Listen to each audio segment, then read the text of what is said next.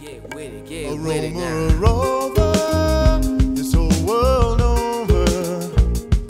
And the therapist, we have mentioned several times and will be mentioning over and over again those four words. What upholds your existence? As happy as me, you'll never see. Represent for the peaks, represent for the streets. What is this all about? And piecing it together is an ongoing challenge, not just for you, but for me also. And one way in which I've described it, and I'd like you to visualize it, picture this floor as a mosaic, and you are that mosaic, each of you individually. And then imagine a huge machine, puzzle-making machine, stamping machine, overhead, coming down on that mosaic, you, and then coming back up, and you now have about 65,000 pieces of you. Now, as I've said a number of times, people are always a little frightened by that. Why does it have to be so many pieces? Can't we narrow it down to a couple of hundred? The truth is, we are made up of about somewhere between 58 and 65,000 bits and pieces. We can break it down into behavior, attitude, emotions, physicality, spirituality, sexuality, intellect, creativity, and so on. And then slice and dice all of those and throw in all the conflicts, all the issues, all the problems, the externals and the internals, and you come up with this huge number of bits and pieces of who we are. We're quite complex. That doesn't mean that we can't put ourselves together, bring that puzzle together into a whole, but it takes an enormous amount of work and effort. You have to get down on your hands and knees and begin to put it all together. And some of those pieces have been scattered, some have been lost, some are in shreds, as a matter of fact. So that makes it even more difficult, but we have to do it. And it doesn't really matter so much that we pick the exact spot to begin, any more than it matters that we take this as a third class or last week's class on change as a fifth class. In fact, we could take all 16 classes and change their order, and it won't matter much because we have to cover the whole gamut of things. We have to put the whole puzzle together. So today we're going to be dealing with theater and therapy joined together as part of that puzzle. Life is a performance, not just on stage, but in our own personal lives. And what I believe is one of the best ways of dealing with life is to deal with it as a performer, as an actor. Now, a lot of people stop and say, well, wouldn't that be pretense? And the reality is, no, it will not be pretense, because the actor is not looking to pretend when he's on stage. The actor is identifying with the character he is playing, portraying, and doing everything in his power to actually live that character on stage. So we're going to be using the same tools that the actor and the performing artist use for the purpose of improving our life. But I don't want anyone to think of it, oh, well, that sounds like it's make-believe or pretend. No, that's not the point. The point is to use the actor's tools in order to really create a whole life for ourselves. In thinking about how that can be done, I want to shoot down to method acting. How many of you have heard of method acting? How many of you have heard of Konstantin Stanislavski? Stanislavski, Stan the Man, as we used to call him in acting school way back, was the founder of the Moscow Art Theater. And what he did, which was so unique, was simply to change the whole approach to acting and theater and performance worldwide. He absolutely changed it. It was like going from night to day. Up until the time of the Moscow Art Theater, everything was basically done according to a style of acting that had been developed for God knows how many hundreds of years. And it was all overacting. If you remember the old silent days of the landlord banging at the door and the heroine hiding, and then the landlord coming in with the eviction notice and the demand for money, and everything was played to the hilt, above and beyond, exaggerated. And for the people sitting in the top balcony 400 feet away, it probably was good because they could at least get an idea of what was going on stage. But for other people, it was kind of a little too overbearing. But that's the way it was. And then Stanislavski came along and he said, this is not what we should be doing. We should be natural on stage. We should be using our own emotions, our own character, our own personality to build a character that's believable, that we can identify with, both as a performing artist and as an audience. So he began what ultimately became known as the method.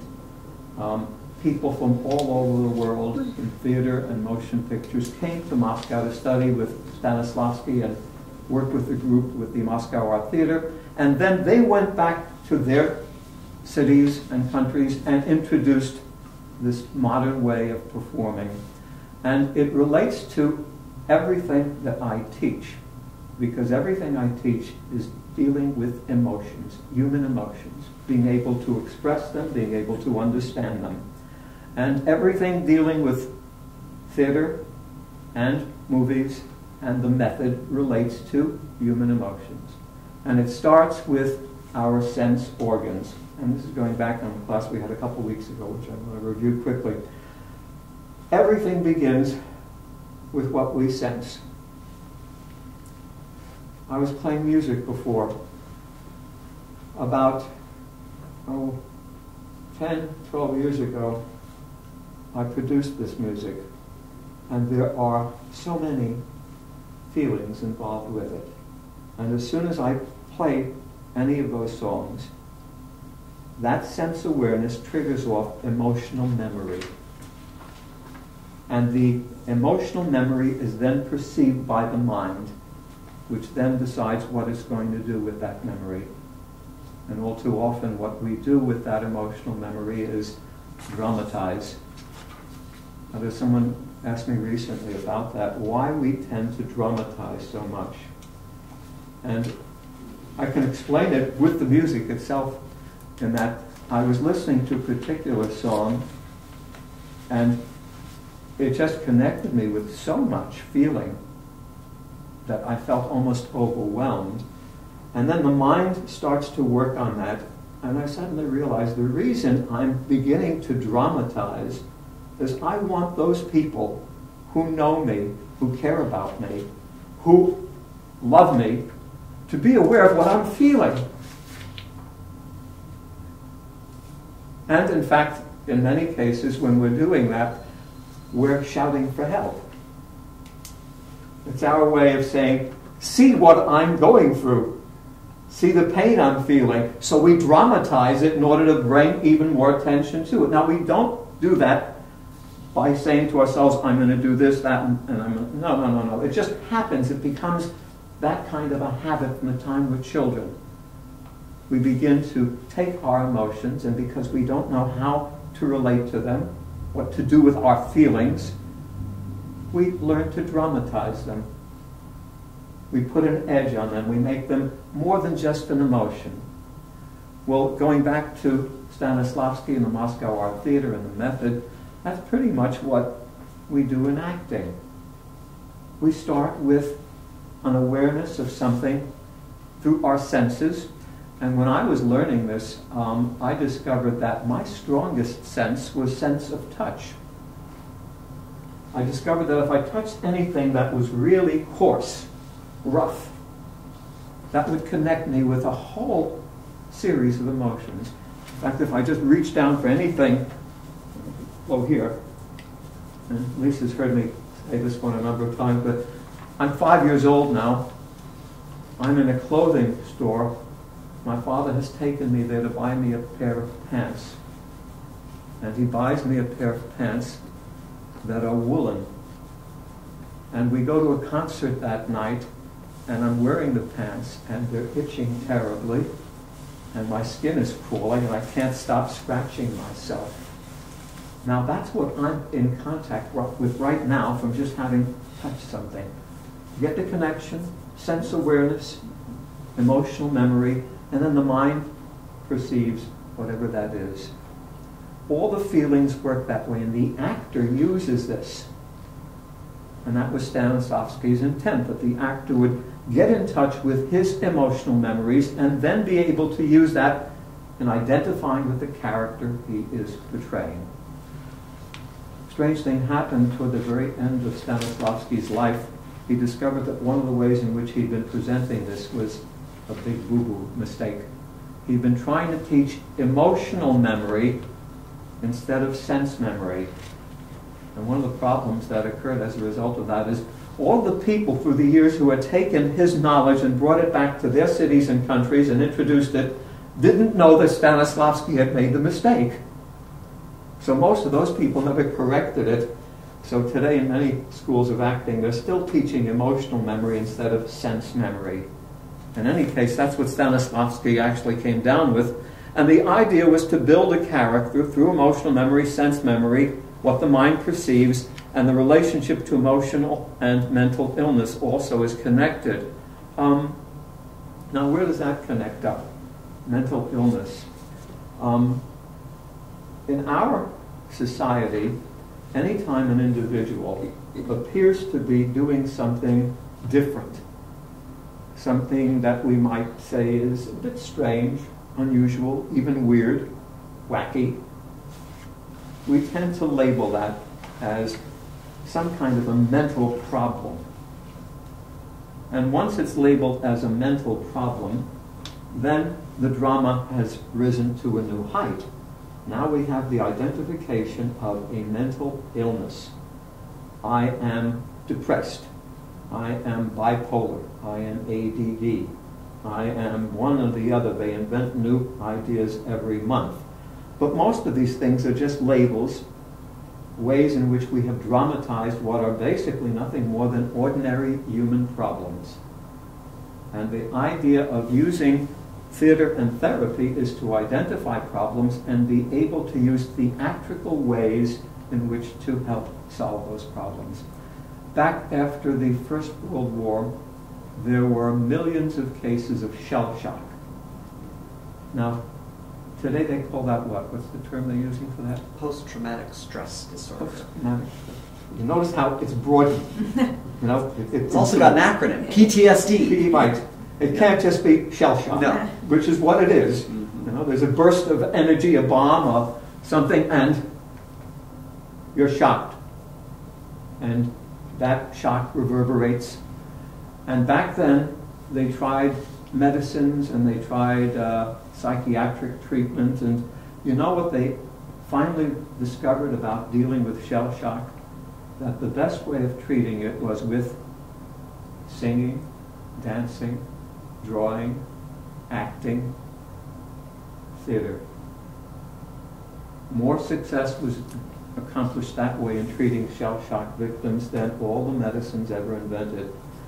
Unfortunately, we're still trying to use medicine in place of the more natural ways of doing it.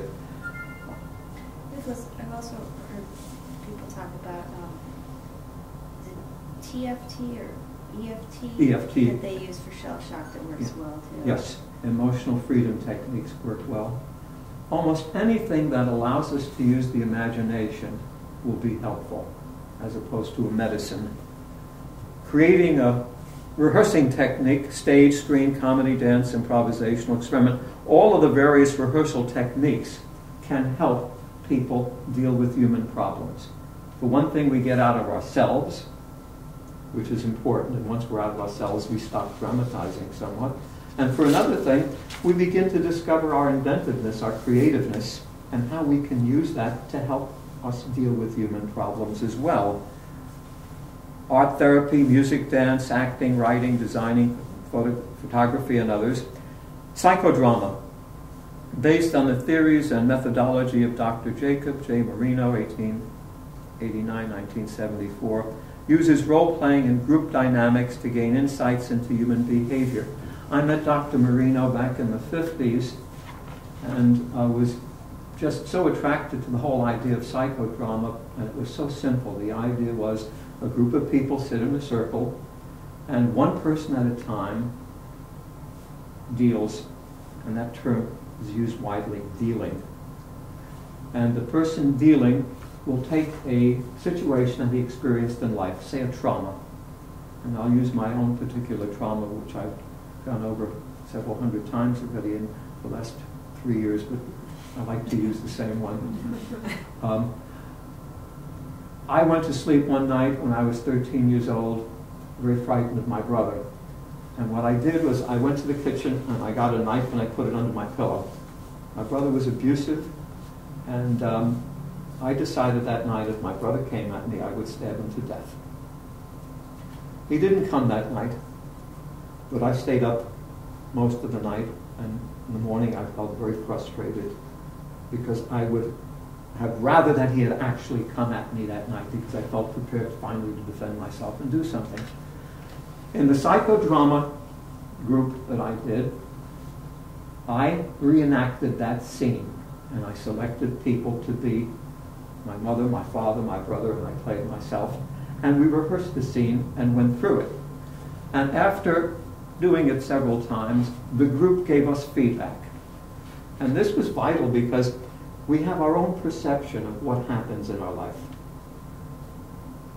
And usually, once that perception is formed, we remember it in a particular way, we repeat it to ourselves in a particular way, and we tell other people about it, and it never dawns on us that perhaps, give it the barest, the other people involved had a different perception of that same situation.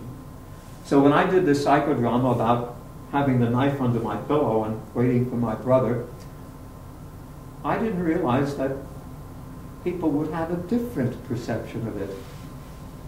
And they kind of opened up a whole new way of thinking. I remember one person turned to me and said, "Did you ever think about how your brother felt that night? What made him abusive? Did you ever think of what might have happened had he come at you that night? What the consequences might have been?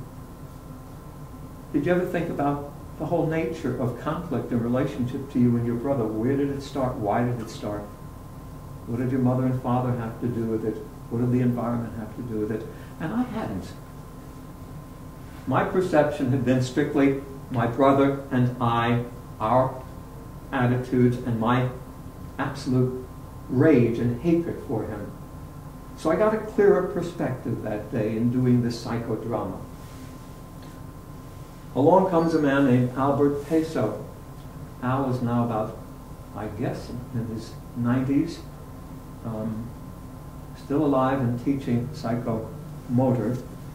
Al was a Korean vet with a theatrical background who went to work in a hospital in Boston, working with shell shock victims, and became very frustrated at the fact that he was getting nowhere with this.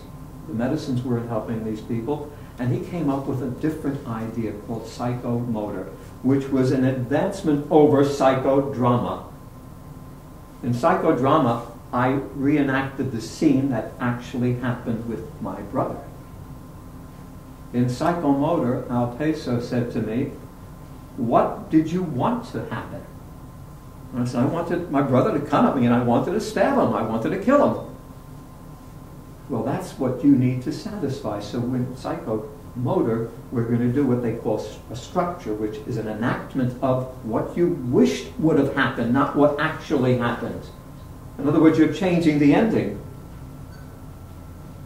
Now to think ahead a little bit. Come on in and grab a seat.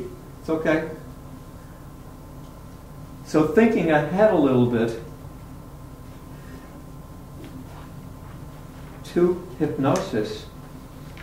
In hypnosis, we can use psychomotor techniques, these structures, to reenact scenes, not the way they happened, but the way we want them to happen, and actually replace that emotional memory with a new memory.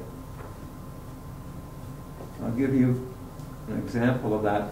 I had a couple come to me some years ago, and for all intents and purposes, they seemed quite happy, and they explained that they had been married for about 12 or 13 years, had 2 children, very successful in their fields. And I looked at them and I said, well, what is it you want? Well, how can I help you? And you've probably seen this before, husband and wife, each one looked at the other, who's going to talk first. And finally, the husband said, okay, He said, we have a beautiful marriage, a beautiful relationship, a beautiful family, a beautiful life. We have one thing that drives us nuts.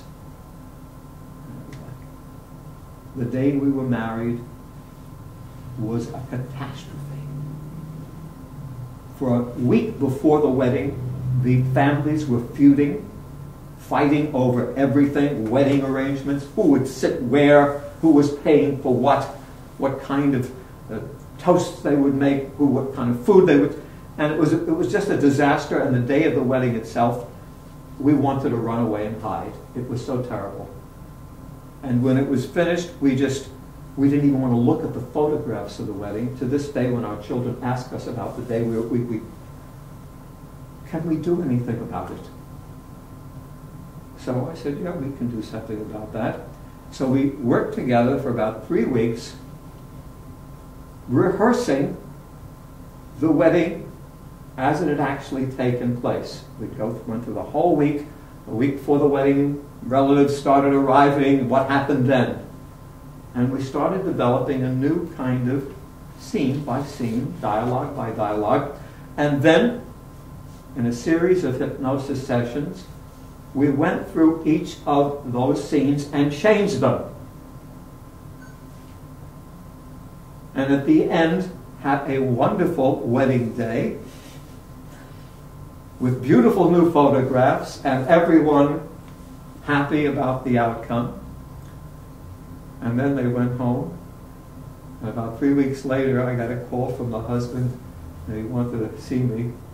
And he came in and he had an expression of both glee on his face, and at the same time he felt like he was angry at something. And I said, well, what's up? He said, well, it worked beautifully. Neither of us remember anything about the bad wedding, but it's driving me a little cuckoo because all day long I'm involved with all the good things about the wedding. I keep ruminating about it. And I can't stop. He said, how can I kind of moderate that? So we did another session to kind of moderate the whole thing. But anyway, psychomotor in this regard is a wonderful tool. And going back on what my experience in psychodrama was with the knife under my pillow, and my brother didn't come and I was frustrated, in psychomotor, I enacted that scene with my brother actually coming into my room. And we had someone playing my brother, a dear friend of mine who knew me very well, and I played myself, and had 2 people playing my mother and father. And we had 2 people in the group holding up a big mattress, 4-inch foam mattress, which would be the body, and they gave me a plastic knife. And we rehearsed it several times, and finally Al said, I think you're ready to go at this and let go. I said, okay. And action.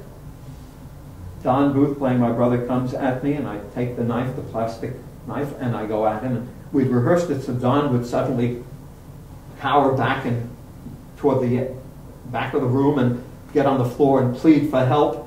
And I would start stabbing him, and I told him, I want you to die very slowly. I don't want you and he was moaning, and I'm stabbing the mattress and ripping it apart. And I was hurting my hand, in fact, because I broke the plastic knife, and just going at it, and finally Don / my brother died. And I kind of collapsed in a heap at that point and was crying hysterically. And the group picked me up and rocked me for about 10 minutes while I cried. And I want to mention something about that that's very important about crying. And by the way, as you notice, I jump around in different places, but always going back to the same theme of emotions and how important they are and how to relate to them. I remember that moment while I was being rocked and crying, that what I felt was entirely different than at any other time in my life in terms of crying. It really felt like there were millions and millions of streams just circulating throughout my entire body. I can't find the words to describe it. It was almost like cleaning, scrubbing, cleansing, emptying. It was so I'm crying hysterically, but at the same time I'm feeling this freedom, this absolute freedom from so much. The next morning, I woke up and I knew I had to find something, and what it was a photograph of my brother, which I have inside my office. And I found that photograph and looked at my brother's face, and for the first time in 25 or 30 years, felt love for him. In the process, going back on our first class about human emotions and anger, in the process of releasing that emotion, in this case anger and rage, the love returned. Where you have anger that is repressed, love loses out. It's hard to love when you're feeling bad things about someone.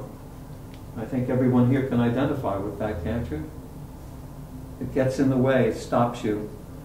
But when you finally empty that rage, that anger, the love returns. It's a basic human equation, and psychomotor is one of the ways in which we do it. It's theater and therapy in the perfect sense.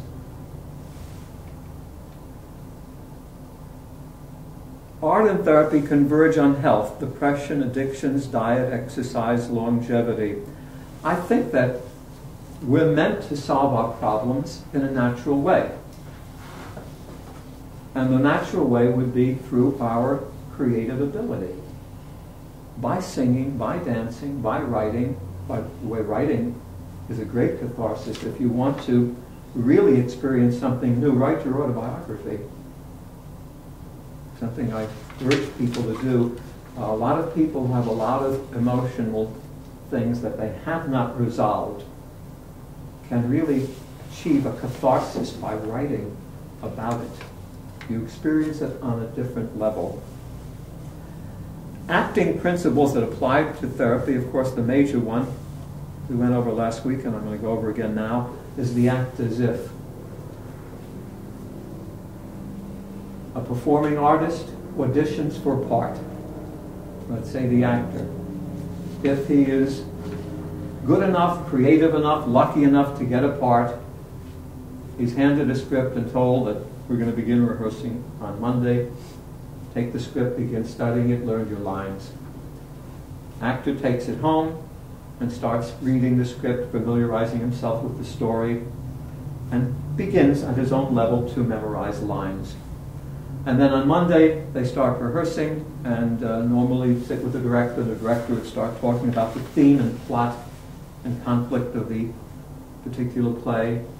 And then you start breaking it down, reading it first, asking questions, deciding on the motivation of the characters, why they're doing what they're doing.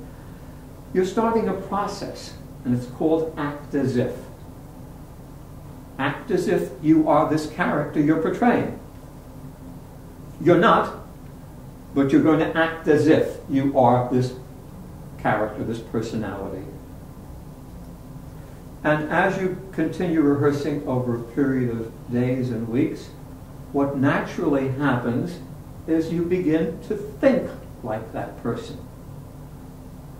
You stop and say, if this person were in a crowded room and he saw someone he was really deeply attracted to, how would he react? How would he respond? What would he do? If this person were walking down the street and someone ran right into him and knocked him over, what would he do? You start thinking like the character. And as you continue rehearsing and get deeper and deeper into the character, and you're no longer on book, you've memorized your lines and the entire cast is now working cohesively, you begin to feel like that character. And if you've done your work,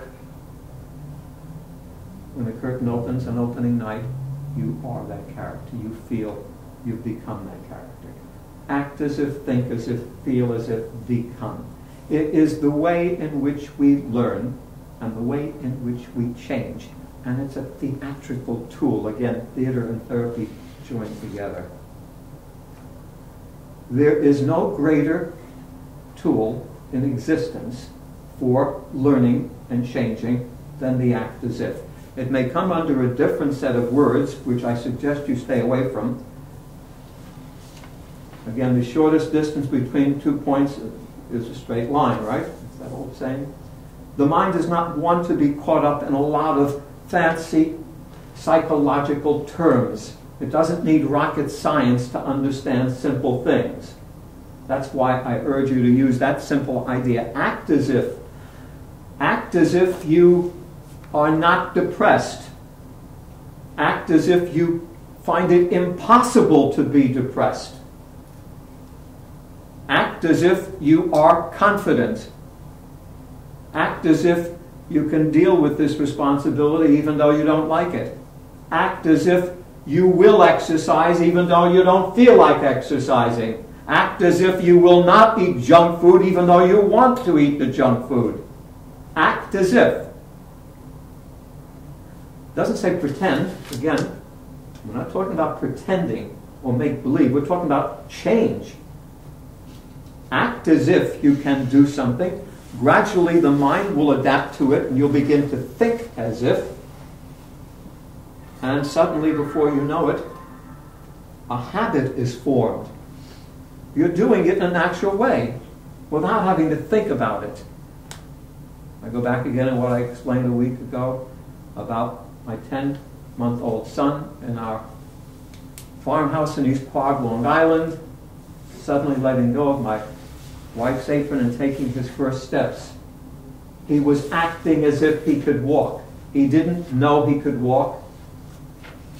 He was copying, mimicking grown-ups who he had watched moving this way. So now he takes his first steps. And over the next couple of weeks, he continues to act as if he can do this thing, which he later realizes intellectually is called walking. And then one day, he wakes up in the morning, and instead of going down on all fours, as he has been doing, he dawns on him, I can do this. Oh. And he starts walking. Now the brain is attuned to the body, working in harmony. And as he continues doing that and experimenting with it more and more and crawling under things and using steps and the rest, one day he suddenly is a walker. That's the way we learn everything. If we were taught it that way as children, it would be much easier to apply. But unfortunately, no one stops to explain this to us and say, this is the way in which you learn. This is also the way in which you change. So it's purely a theatrical tool. It's what the actor does. But we can use it in real life to do all the kinds of changes we want to make, no matter what it is.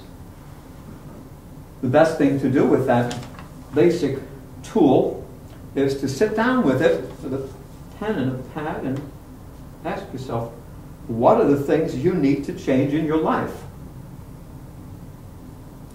And then begin to list those acts as if. I'll give you one more example of that in my own life. We were coming home from Newfoundland in 2008. We'd been there for 6 weeks on vacation.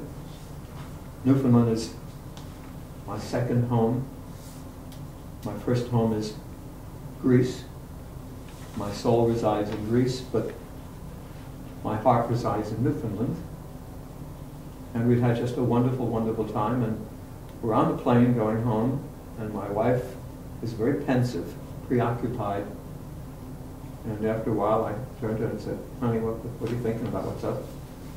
And she says, "Well, I'm going over what we experienced, for the last 6 weeks, and I just want to tell you that we've been together, then it was 41 years, and I've never seen you so relaxed and so patient in all these 41 years. It was such a joy to be with you, Nicholas.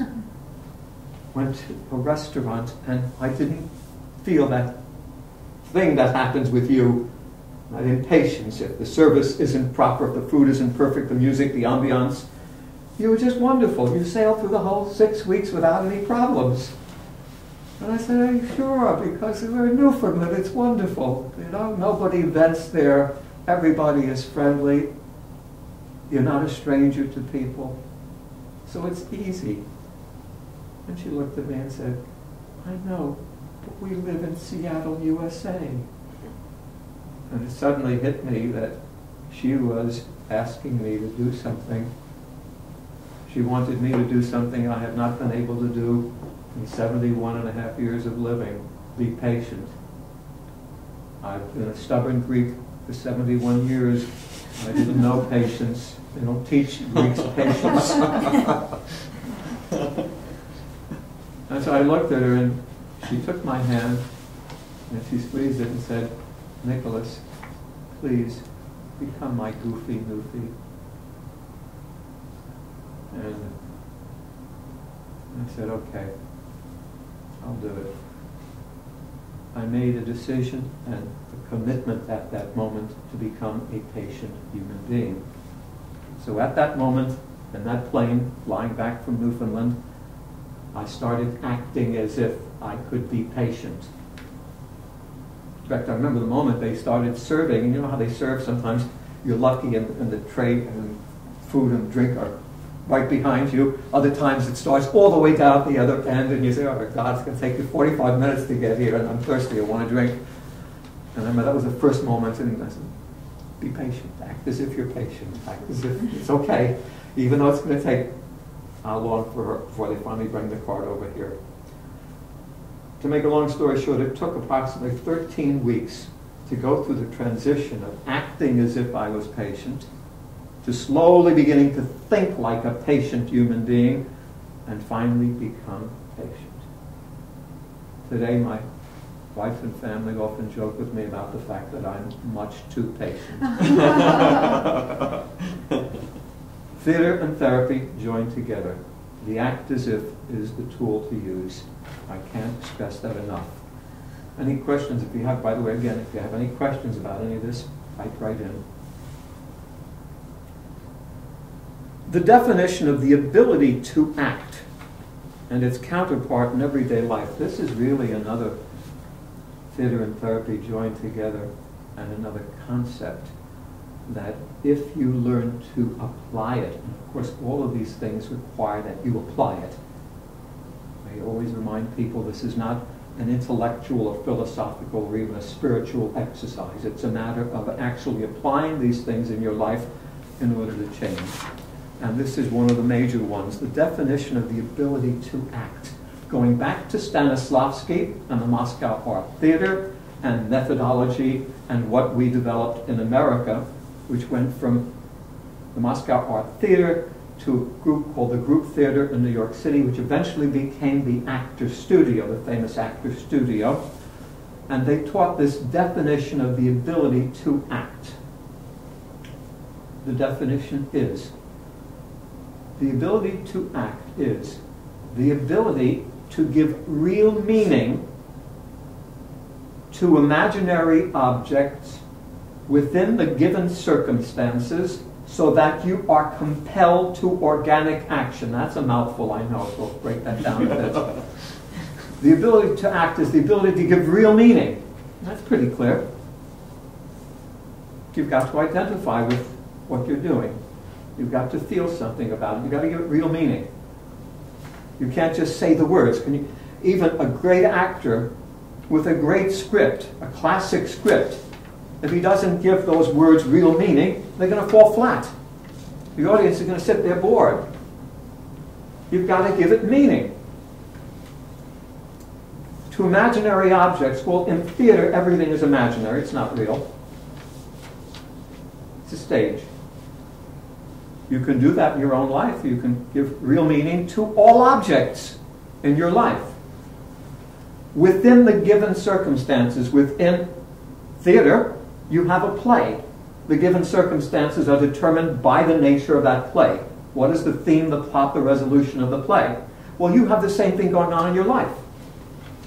What is the theme of your life? You should know what that is. What is the plot of your life? What are the conflicts? And what is the resolution? My life's theme at this point is coming to terms with my future. What do I want to do with the rest of my life? That's pretty much my theme. Working toward that. Where we want to live. When will I finally do what I've wanted to do since I was 7 years old? Study to become a conductor. My theme. My plot. I'm a therapist, physical fitness instructor, teacher, healthcare advocate. I'm married, I have 4 children, and my plot. My resolution, going toward what I want in life, resolving all of the issues. We each have a theme, a plot, conflicts, and resolution. So we can apply that same thing within that definition.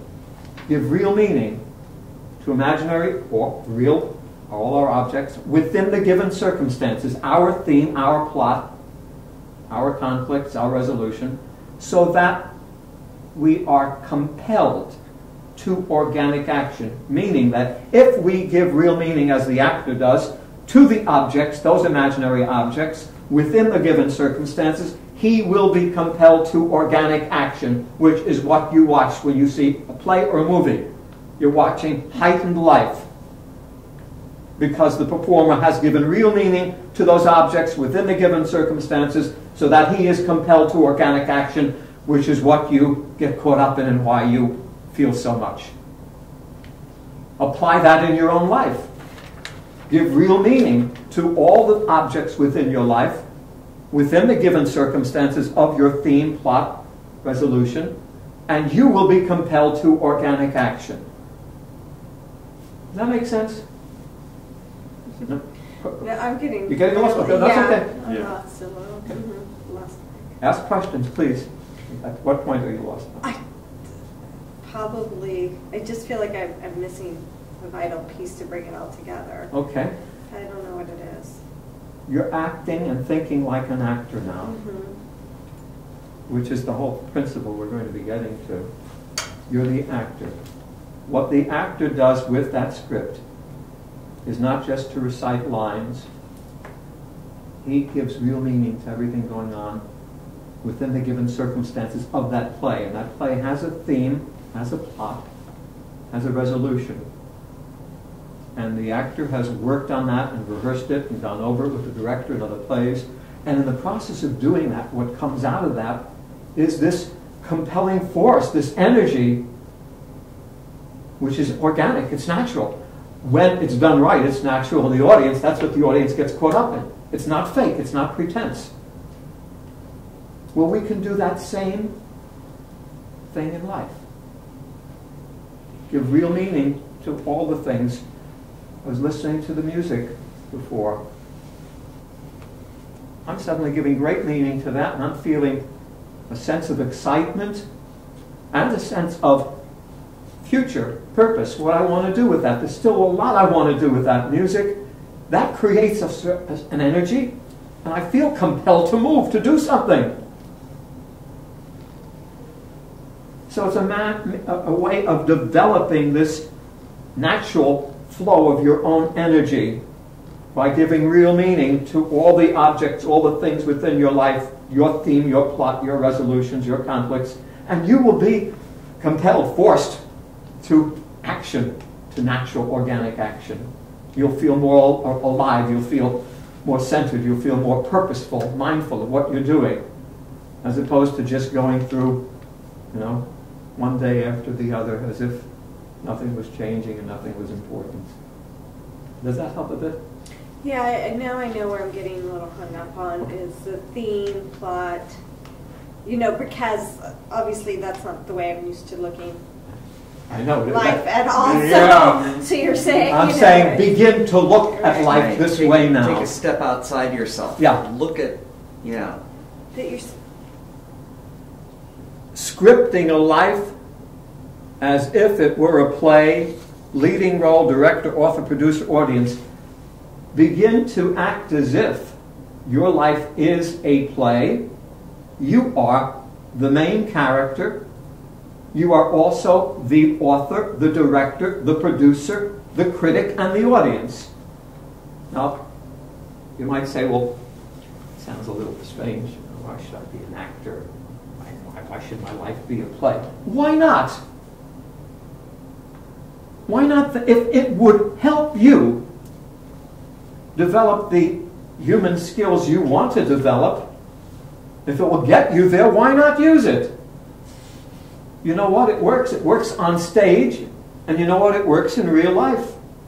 It absolutely works in real life. If you start thinking like the performing artist, you will begin to experience a whole different way of relating to your life. You will discover a sense of excitement that you never felt before. In truth, what we go through every day under so-called normal conditions is boring as hell. No wonder most of us are unhappy. We're bored. We're not excited about life. Stand on a corner, just watch the people going by and look at their faces. Drive your car and look at all those hostile faces. Why do you think people are like that? They're unhappy. And part of that unhappiness is they're bored, stiff, doing the same things every day. Put some spark in your life, which is what the performer does every time they get on a stage. It's a new show, a new beginning. The actor never gets bored, unless he's a lousy actor. Even with a lousy script, the actor's going to infuse that character with more and more every single time he's on stage. Yul Brynner played The King and the King and I 3,100 times, plus the movie. He was on Johnny Carson's show toward the end of his life, and Johnny asked him about how he must be so, tired of the role, because he's done it so much and he knows so much about the character. And Brynner said, no, each night is a new experience. I find more and more to do. In fact, in plays that I have been involved with that went for hundreds of performances, by the second 100 performance, 250, 300, you're first beginning to discover what you can do. Same with singing a song. I was a singer, professional singer for many years. There were songs I've sang hundreds and hundreds of times. I'm still learning how to improve that song. That's what happens when the performer is on stage performing. He keeps going and going. We don't do that in real life. We end up flattened. Even when we're doing something that we like to do, that we really train for, we want to do, it can become boring as hell if we don't give it more energy. Does that begin to make even more sense slowly? The idea? Give real meaning to all the objects within your life, within the given circumstances, which, by the way, you can control and change. You can take that theme and change the theme. You're changing your theme, right? Yeah. And perfect. Listening to you earlier, you were saying that perfectly. You were doing something, you got a lot out of it, you reached a point where you said no more. You're changing your theme. That's the beauty also of theater, in that we can change our themes. We can go to a new script. You can rewrite your script, revise it. You won't do it if you don't think like a performing artist. But if you begin to think like the performing artist, you will soon begin to understand your script and how you can deal with it effectively. And in the process, you can change your plot also, and change the resolution of what's happening, and deal with all the conflicts.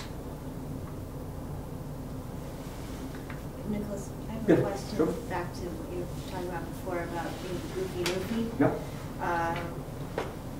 So when you made the commitment to be a patient person, you went through 13 weeks. I know, like last week or week before, you said that you've never broken a commitment. Right. Did you ever screw up? Oh, sure. So But what do you mean by never breaking a commitment? you'll always make mistakes or screw up. That's human. Okay. But if the commitment is true, if that's your human contract with yourself, by and large, you'll keep that commitment and you'll make fewer and fewer mistakes. This happens with smokers.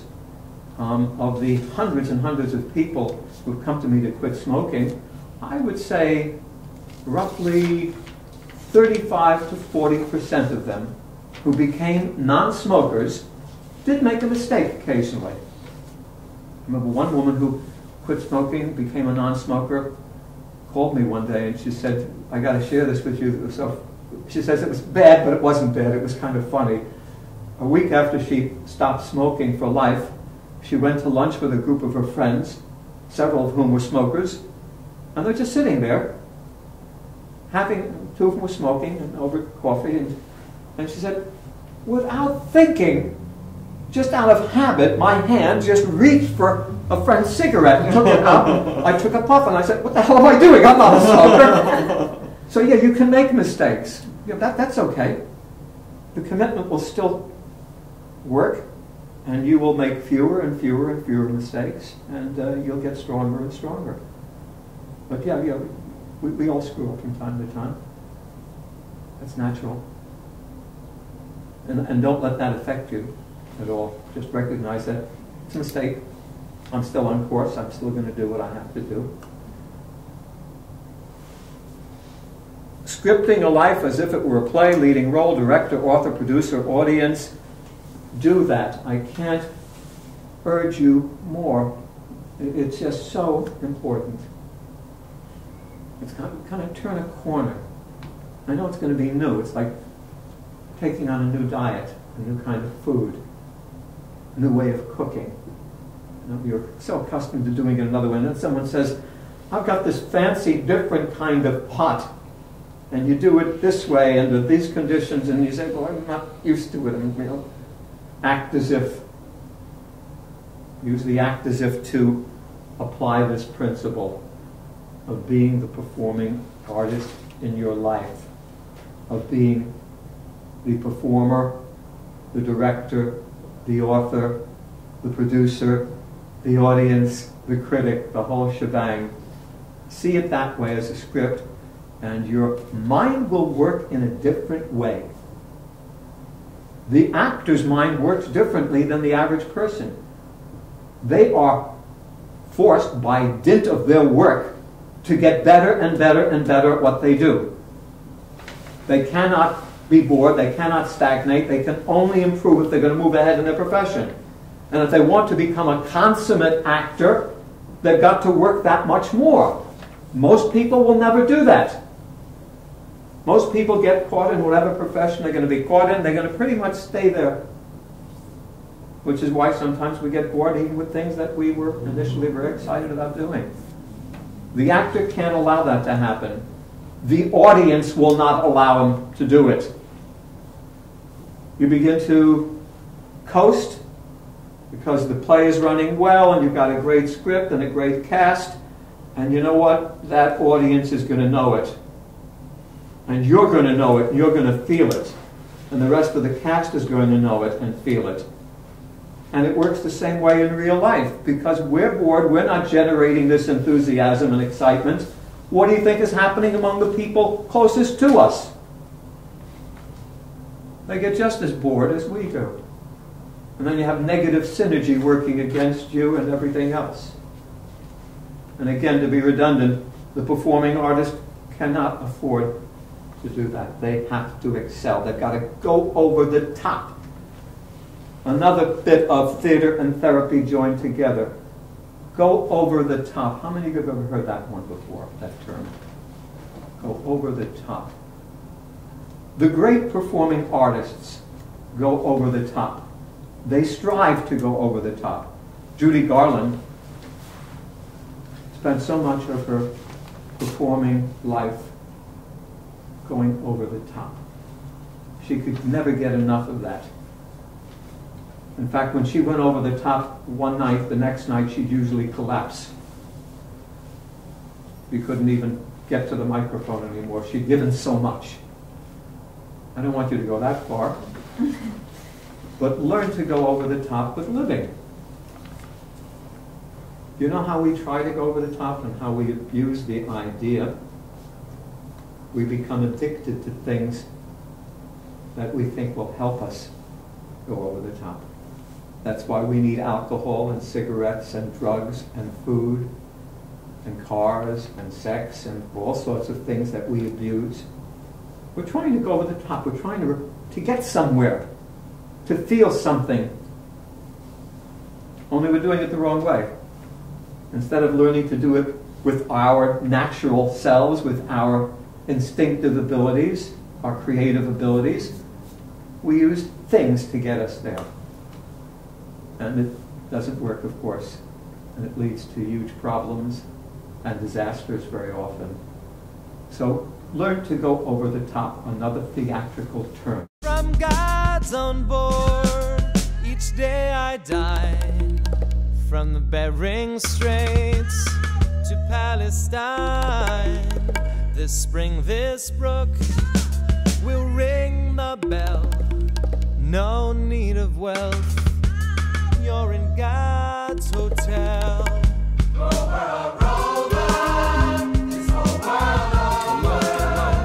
Happy as me, you'll never see. Represent for the world. Row world, row world, this whole world over.